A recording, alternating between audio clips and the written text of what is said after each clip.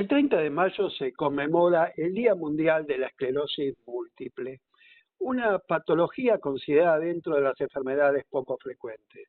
Enfermedad que la sufre, por más que hablemos de poco frecuente, no sufre una cantidad importante de personas y que en los últimos años ha tenido una mejoría en el sentido de las terapias aplicadas, pero ha tenido probablemente el problema de un diagnóstico precoz, que es esencial para esto, y el darle una continuidad a ese tratamiento.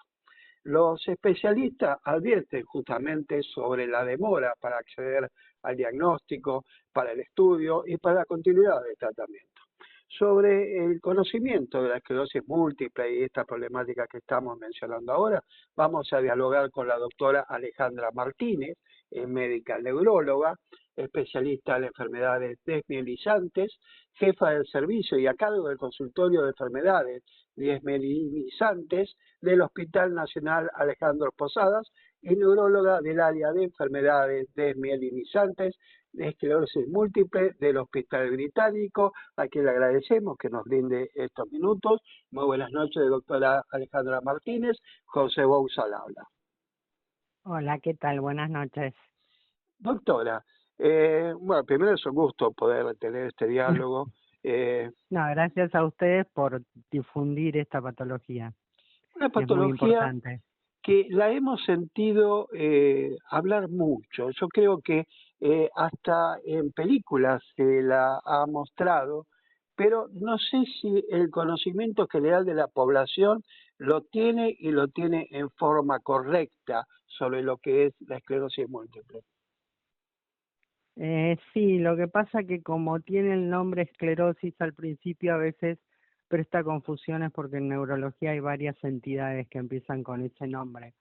La esclerosis múltiple de la que hablamos hoy es una enfermedad crónica que nuestro ejército que nos protege, nuestra inmunidad, es como que nos ataca a nosotros y empieza a atacar cierta parte específica del sistema nervioso, que es la mielina, y produce la sintomatología más frecuente que tiene estas enfermedades, que pueden ser trastornos visuales, pérdida de la sensibilidad en una parte del cuerpo, pérdida de la fuerza, y es muy heterogénea, por eso a veces es muy difícil arribar a un diagnóstico. Un diagnóstico que llama a confusión con qué tipo de patologías posibles.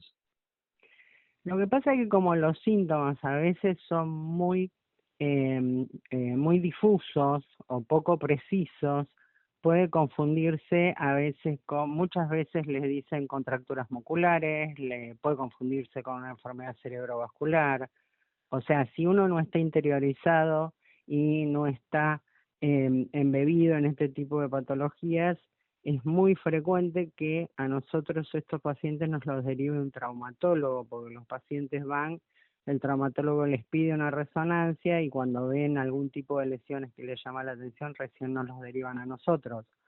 En eso se basa, en que la clínica no es uniforme, no todos los pacientes debutan igual, no todos los pacientes debutan con igual agresividad, hay pacientes que jerarquizan más sus síntomas que otros. Uno muchas veces hace el diagnóstico y cuando está interrogando al paciente le dice, pero esto no te pasó antes o no te pasó algo antes, y recaba información que a lo mejor ha habido episodios que alertaban sobre la enfermedad bastante tiempo antes, que ya sea porque el paciente no lo jerarquizó o porque el facultativo que lo atendió en ese momento no pudo interpretarlo, fue pasando el tiempo y lo encontramos nosotros con un evento clínico que es más llamativo, que por ahí puede ser la disminución de la visión, que eso seguro que va a consultar al médico, y uno va para atrás y encuentra que el diagnóstico en realidad fue hace un par de años atrás. Eso es muy común de que nosotros lo vemos. ¿Y hay una edad determinada donde aparece o en cualquier momento de la vida puede surgir la patología?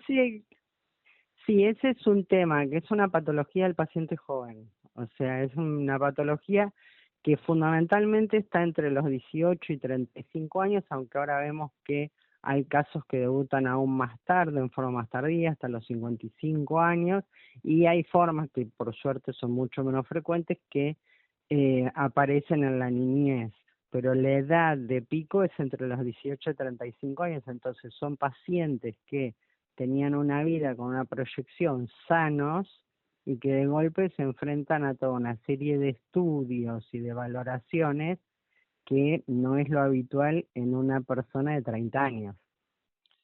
Usted le da mucha importancia al diagnóstico precoz, que creo que lo dan en todas las especialidades, pero en este caso, donde se va perdiendo la mielina en los nervios, ¿ese diagnóstico precoz frena la patología o mejora o devuelve la mielina a los nervios? Bueno, lo primero que tenemos que decir que hoy en día esclerosis múltiple ya no es una enfermedad aterradora como los que tenemos algunos años y lo tratábamos desde hace 15, 20 años. O sea, en los últimos 15 años el pronóstico cambió absolutamente. O sea, hay muchos tratamientos, tenemos muchas alternativas, tenemos alternativas más agresivas y menos agresivas, y lo más importante es que cuanto antes diagnosticamos al paciente y más rápido lo empecemos a tratar, lo que hacemos por ahora, en el momento no podemos hablar de curación de la enfermedad, pero sí podemos hablar de control de la enfermedad donde se disminuye la progresión o la aparición de estos síntomas que les aparece cada tanto a los pacientes, lo cual les da una muy buena calidad de vida. El paciente trabaja, estudia, tiene familia, desarrolla su vida normalmente. Ya le digo, cuanto más rápido se pueda instaurar los tratamientos en forma correcta y la droga adecuada, porque cada paciente va a necesitar un medicamento diferente según la severidad del caso, eh, va a mejorar el pronóstico a largo tiempo. Cura todavía no sabemos, pero esto se lo digo hoy, a lo mejor dentro de 5 años le estoy diciendo otra cosa. Pero hemos mejorado muchísimo el pronóstico de la enfermedad en estos últimos años, muchísimo. En el tratamiento, ¿hay acostumbramiento a las drogas que se utilizan para ese control? Las drogas que se utilizan, en general tenemos muy buenas drogas, tienen muy buena tolerancia. Tenemos drogas que las que llevamos de plataforma, que son las basales, las que usábamos hace muchísimos años, y ahora tenemos drogas de alta eficacia que son probablemente las que tratamos de usar de inicio de la enfermedad, porque cuanto más rápido vayamos a atacar la génesis de la enfermedad, mejor va a ser el pronóstico. La mayoría de ellas son muy bien toleradas, no tienen mayores efectos adversos, pero siempre y cuando estén controladas, o sea, hay que hacer ciertos estudios antes de instituir el tratamiento y después, una vez instituido el tratamiento, controlar a los pacientes. Em, Esto es fundamental porque todos los medicamentos pueden tener alguna alteración con la inmunidad, entonces los pacientes tienen que estar vacunados. Por eso también lo que ha cambiado mucho es el paradigma que tenemos hoy en medicina, que es trabajar en forma interdisciplinaria. Nosotros trabajamos tanto en los distintos lugares que desarrollamos el consultorio de enfermedades desmielinizantes con un infectólogo. El infectólogo nos asesora de la vacunación que tiene que hacer antes del paciente, si hay alguna infección latente que hay que tener en cuenta antes de utilizar estas drogas, y después cuando están en tratamiento, también que puedan hacer todos los controles que ameritan para que ese paciente no tenga ninguna complicación. Usted nos mencionó el diagnóstico precoz, los estudios, la importancia de los estudios a realizar y la continuidad del tratamiento. Pero también una gacetilla que nos llega en estos días en relación justamente al 30 de mayo, la conmemoración del Día Mundial de la Esclerosis Múltiple, están advirtiendo sobre demoras en el acceso justamente a diagnóstico, a estudios y a tratamientos. ¿Por qué se dan estas demoras? Bueno, ese es un tema que nos excede de alguna manera a nosotros, o sea, la salud en la Argentina, con todos los subsistemas que tienen, es muy compleja y hoy no es solo nosotros los que lo estamos valorando, sino las distintas especialidades y las distintas patologías lo están valorando. Nosotros podemos hablar desde la esclerosis múltiple, es que hay mucha demora para conseguir los turnos, eh, ya sea con neurólogos y con neurólogos especialistas en el área, y una vez que encuentran que el paciente se encuentra con el médico, después viene la etapa de estudios, donde tienen que aparecer los turnos de resonancia, aparecer los turnos para hacer las punciones lumbares.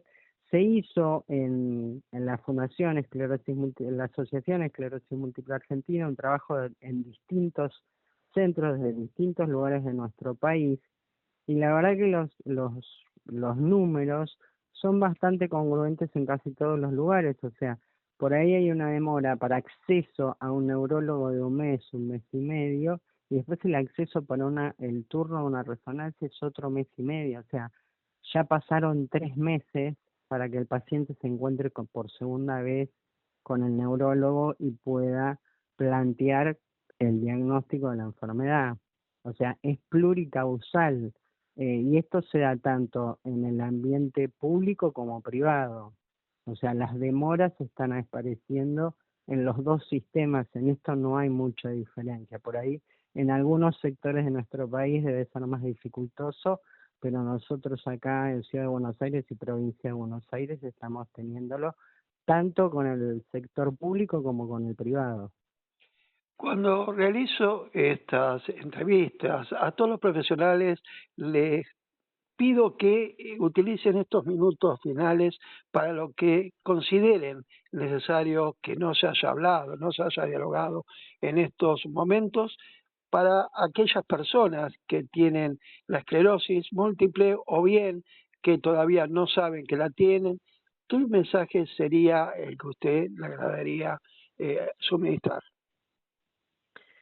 Bueno, lo primero y principal es que, como yo le digo a mis pacientes, que piensen que hoy la esclerosis múltiple es una enfermedad que no van a estar solos, que no tiene, o sea, que tiene un pronóstico que se puede manejar, que pueden tener una muy buena calidad de vida, que pueden hacer vida normal, como yo le digo a mis pacientes, si te querés subir a la Concagua, si te entrenás lo suficiente, lo vas a hacer.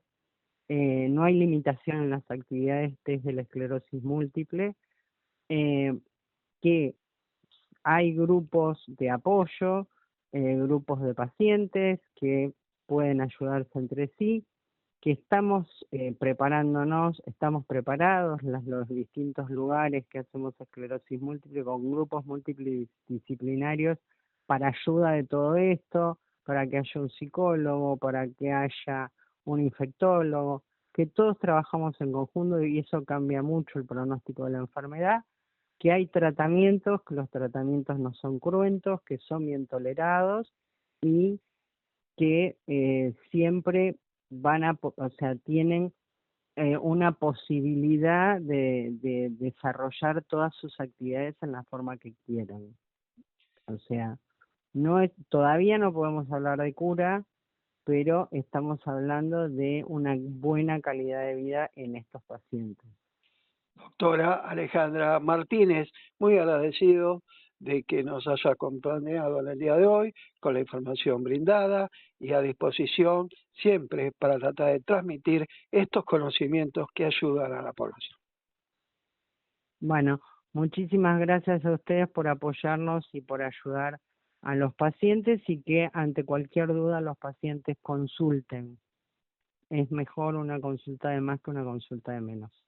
Hasta la próxima oportunidad, doctora, donde podamos volver a dialogar sobre estos temas. Un gusto. A usted, gracias.